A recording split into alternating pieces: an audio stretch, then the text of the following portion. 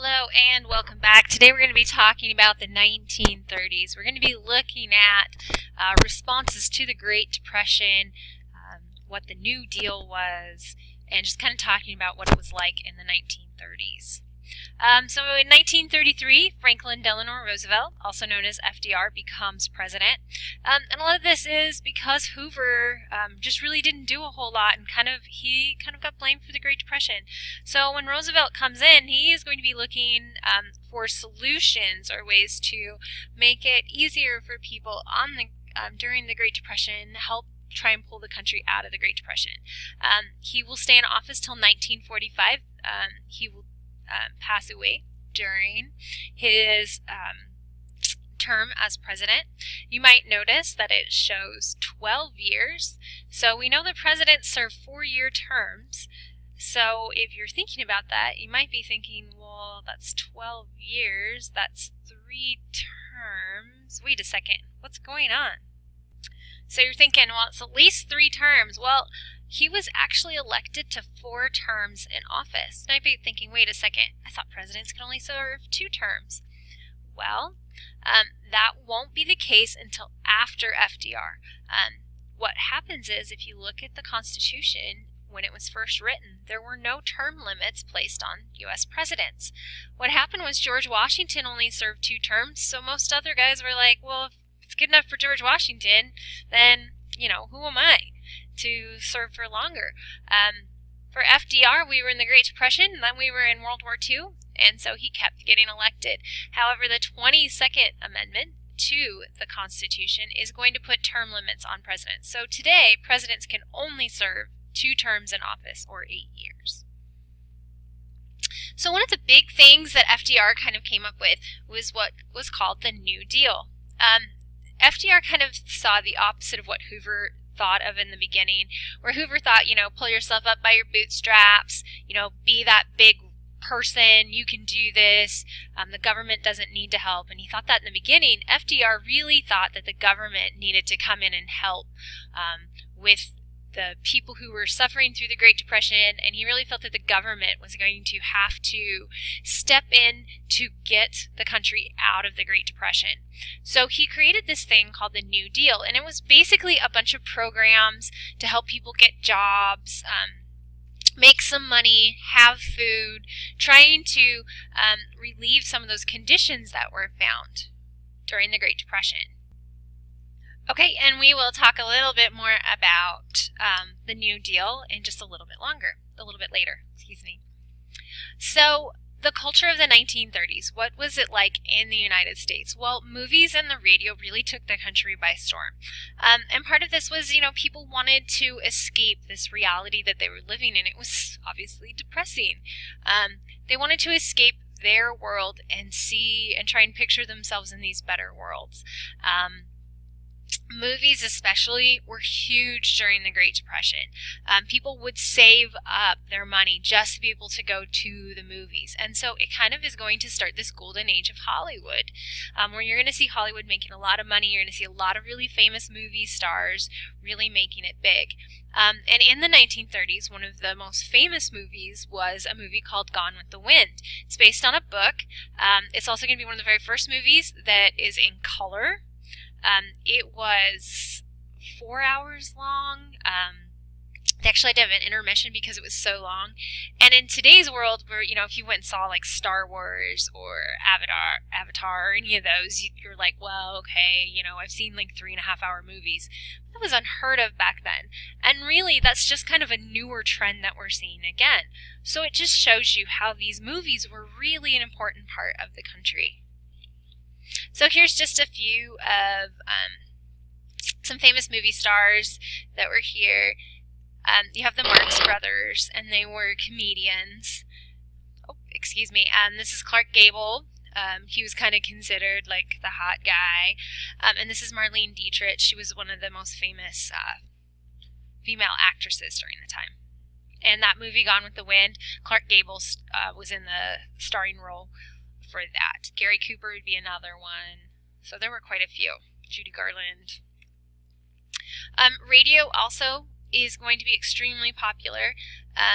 Families would sit around the radio at night and listen to radio programs, listen to music, kind of like a lot of families, might sit and watch TV or watch Netflix or Hulu or whatever you're wanting to watch.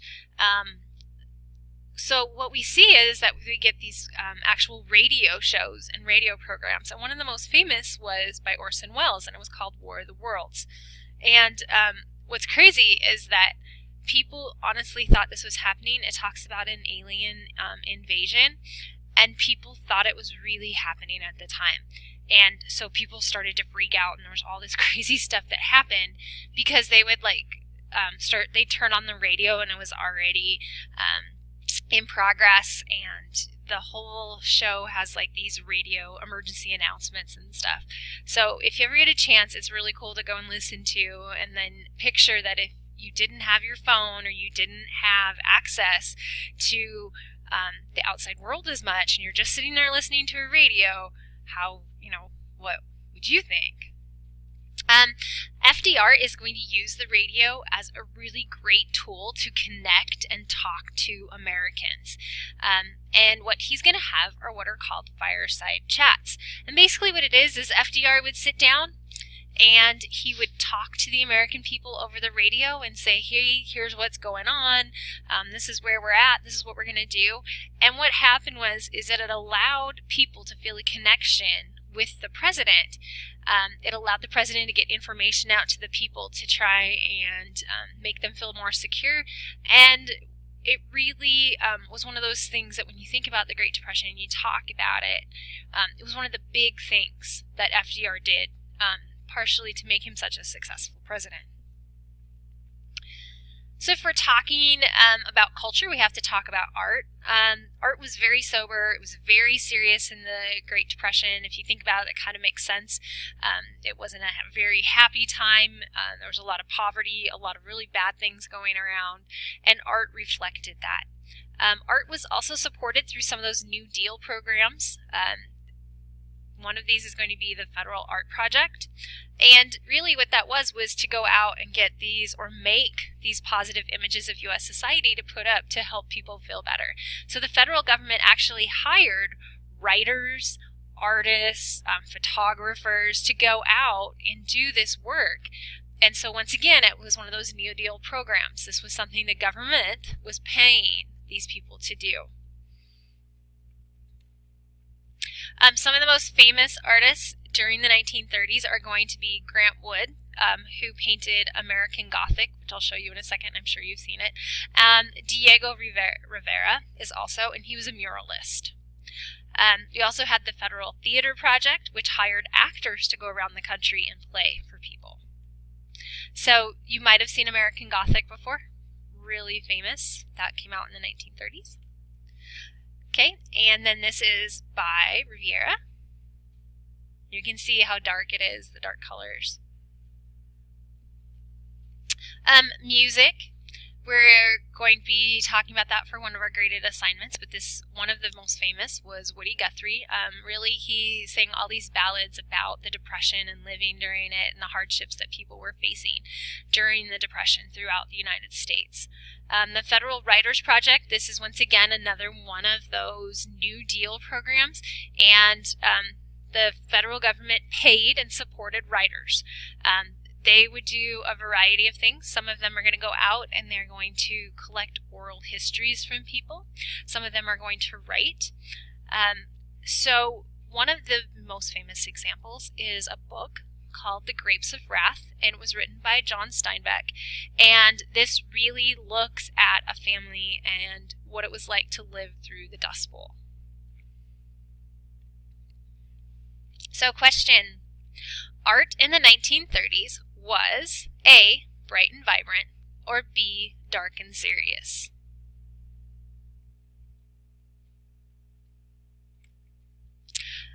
Okay, so the 21st Amendment will repeal prohibition. So prohibition goes away. The next thing, one of the other big things that's going to happen is what's called the Agricultural Adjustment Act, or the AAA. What this was is because we talked about how American farmers were making too much food. So what this did was the government looked at that if we can cut down the amount of production, the amount of crops being grown and livestock being sold, the prices will go up. And so what the government will do is actually pay farmers to leave certain portions or amounts of their land, acres of their land, unplanted. And this is still going on today. And so you'll see this in different states where the land just sits there and it's kind of, farmers just let it sit there and they don't get any of the crops off of it for so many years. It's also going to happen, and especially out west, they are going to pay farmers to actually slaughter chickens, cows, pigs, and farmers won't be able to sell the meat, but they get paid by the government. So there's some of those parts of the Agricultural Adjustment Act. One of the other big parts of the New Deal was the Tennessee Valley Authority, or the TVA. It renovated 5 existing dams and constructed 20 new ones. It created jobs, provided flood control, and it gave electricity power to a lot of people.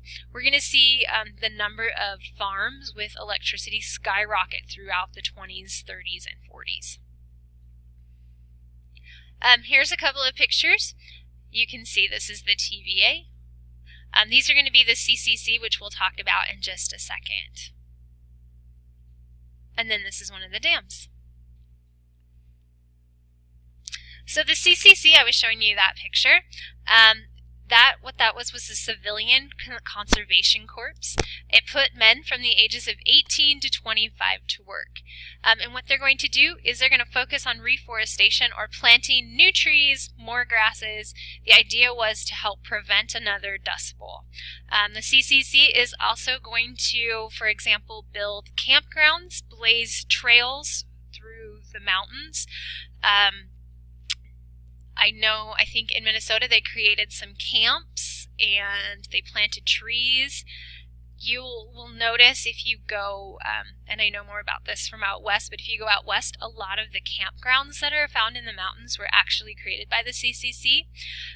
What would happen if you were put to work here is that the money that you earned actually went directly home to your family so that these men couldn't spend it. You were supposed to be 18. A lot of men would actually slide under the radar, and they would be maybe 16 and pretend to be 18 to go to work. But throughout the western United States and in parts of the Midwest, you will see the work of the CCC still today. So question, what was the name of the programs FDR created to help end the Great Depression? A, the Money Deal, B, the New Deal, or C, the Mighty Deal? After the first 100 days that FDR was in office and this New Deal went into place, he wanted to keep trying to help the economy regain its previous successes. And so a second New Deal comes in.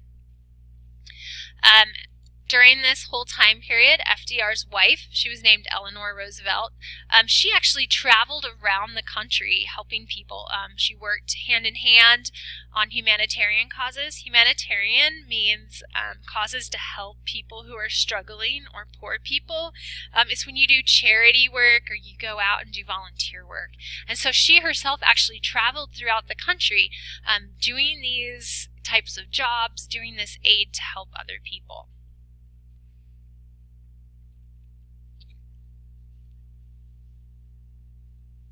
The Work Progress Administration is going to be another part of the New Deal. Their goal was to create as many jobs as quickly as possible. They're going to spend about $11 billion and give jobs to more than 8 million workers. The Works Progress Administration is going to build airports, roads, public buildings throughout the country. You might be noticing like the WPA, TVA, CCC, and so sometimes what you'll hear people when they talk about the New Deal, they'll call it alphabet soup. So if you hear this term alphabet soup and it's talking about the Great Depression, it's just the New Deal, because all of these programs, they just started using letters for them, and so some of the critics of it were like, it's like alphabet soup. There's just so many letters. The Works Progress Administration also will write guides, collect historical narratives, they'll paint, lots and lots of things. The Social Security Act will be created in 1935. This is another part of the New Deal. What Social Security is, it's basically old age insurance. It's for retirees 65 and older and their houses. It makes sure that those who are too old or unable to work, they receive assistance. And everyone else, when you're working, you pay a tax called Social Security tax, and that money goes into a giant fund. And then the idea is that when you retire someday, you will get some money from the government. Unemployment compensation also is part of it, aids to families with dependent children, the disabled. Okay, now we are going to watch a short little video.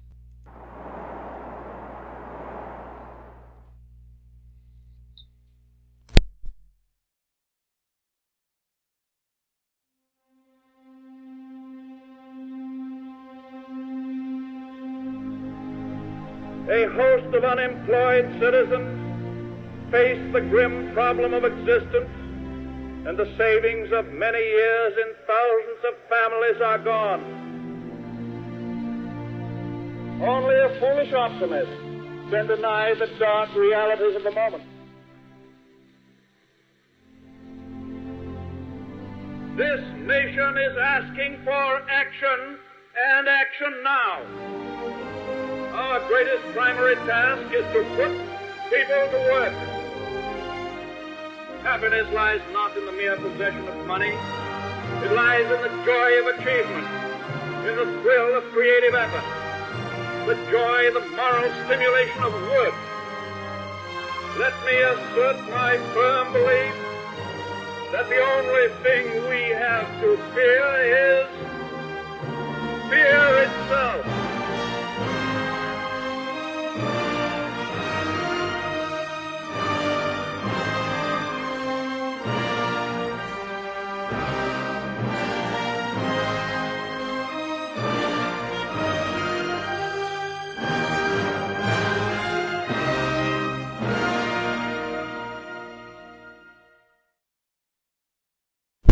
So as that video showed, you might have heard the man talking in the background was Franklin Delano Roosevelt, and he really believed that Americans didn't want a handout, they wanted a hand up, meaning that they wanted a job. They didn't just want to receive nothing, something for nothing.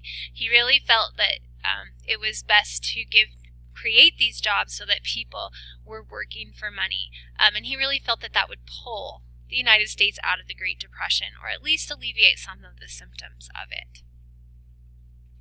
So, question, and this one you're going to have to enter in your answers. Give one example of a New Deal program.